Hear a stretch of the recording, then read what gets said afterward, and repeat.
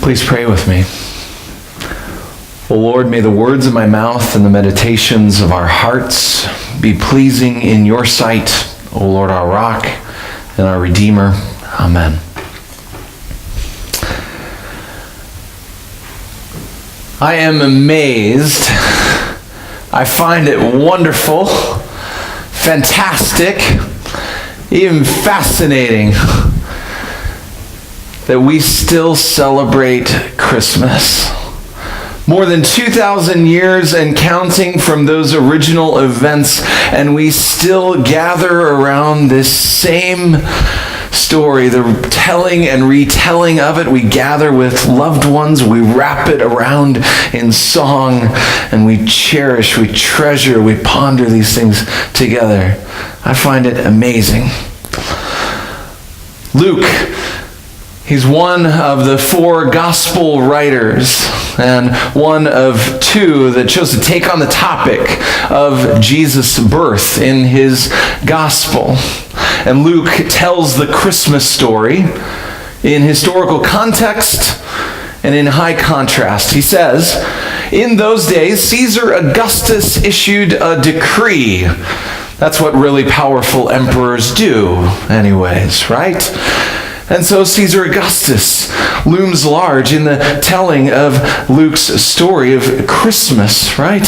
And the very name calls to mind something much larger than Caesar himself, the man. See, he sat on the throne at the helm of this vast and at that time ever-expanding empire that cast a shadow over the entire Mediterranean world.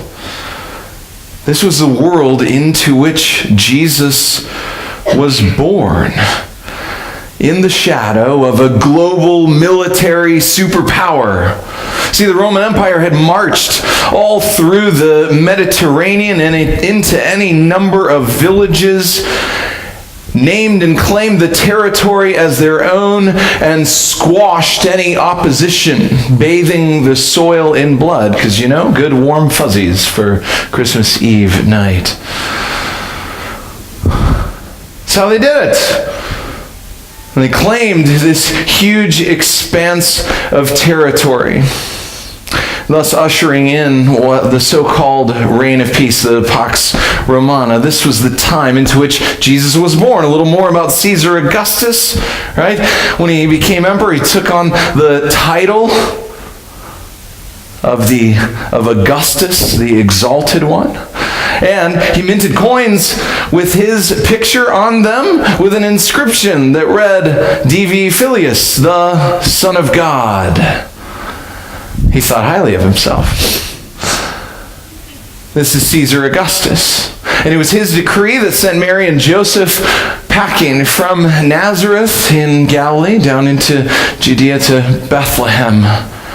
And this was a difficult journey, some 80 miles or so, give or take. Would have taken them at least 3 days one way to get to Bethlehem. All for the sake of being counted as a number in Caesar Augustus's vast empire, right? And to pay taxes, of course. So they landed there in Bethlehem, having made the difficult journey at a very inconvenient time, mind you. Mary was very, very, very pregnant at that time.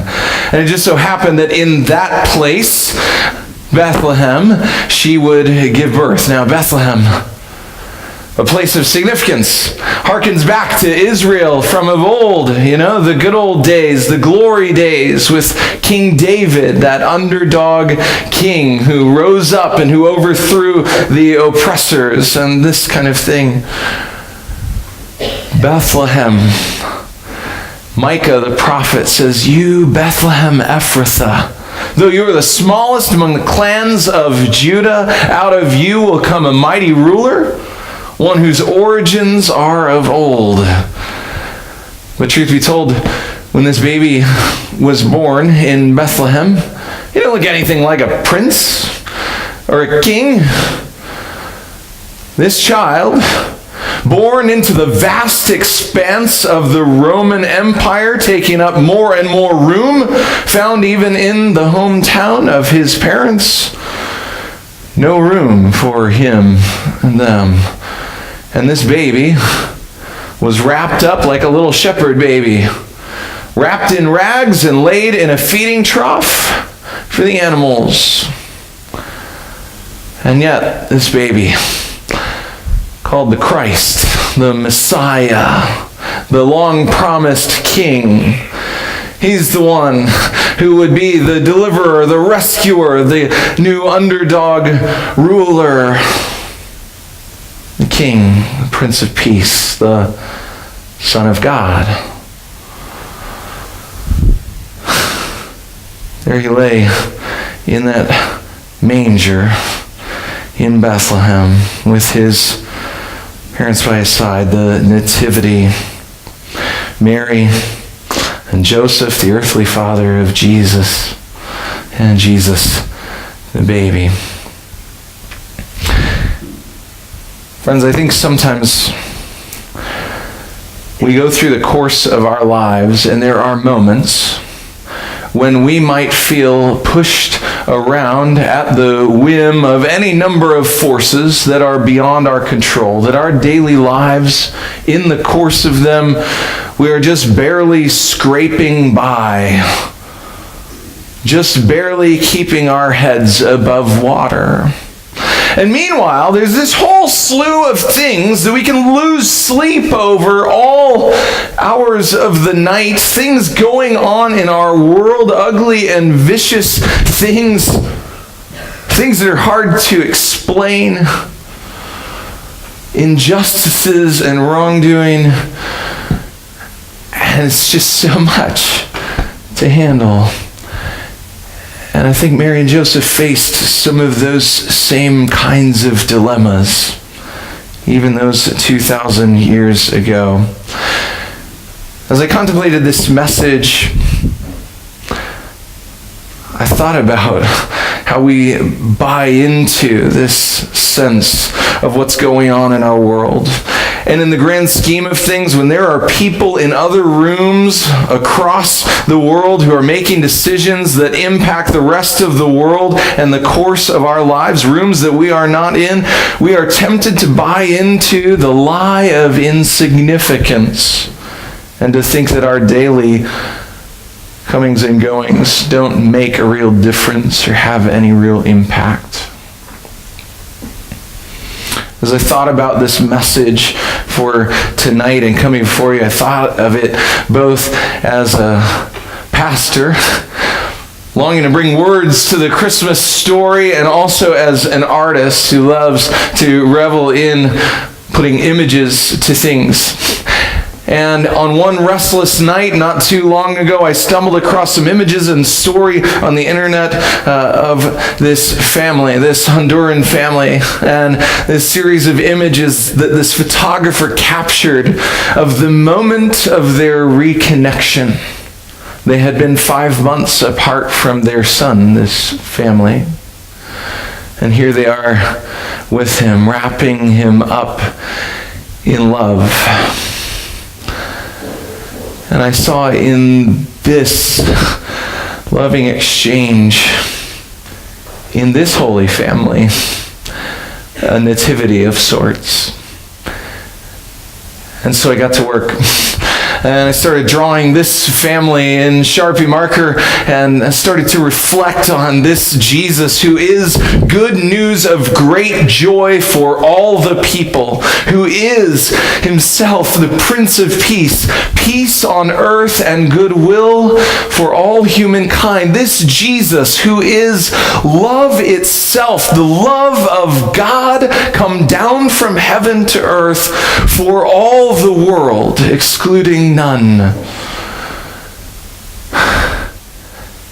And then I took that drawing and I remixed it with textures in Photoshop and surrounded this little family with love in all sorts of different world languages I do not myself speak, mind you, but Google Translator is really helpful that way. The irony here, if you're paying attention to your worship folder, and I'm sure you are at 11:30 at night, is it says in there the word is peace, and it's funny because the word is literally not peace, it's love. Okay? Yeah. That's about the response I expected at 11:30 at night. Okay? Yeah. Man, crushing this. Yeah. So here we are. I made this artwork for you. And we reproduced it with the help of some friends around here. And we made this available in reproductions for you at the Connection Center. Just due left as you leave this space, okay? And so I'd love to share this with you, and I pray that it would bring you back to that sense of Christmas joy. See, I find it fascinating and amazing that we still celebrate Christmas more than 2,000 years later and still counting. I find it fascinating for a number of reasons, but not least of which is this. We don't celebrate Caesar. Empires rise and empires they fall. Caesar is but a memory in the history books. And all the ways of the would-be Caesars of the world who would seize things by way of power and domination and violence, they will fall in due time. But there is a force yet greater in our universe.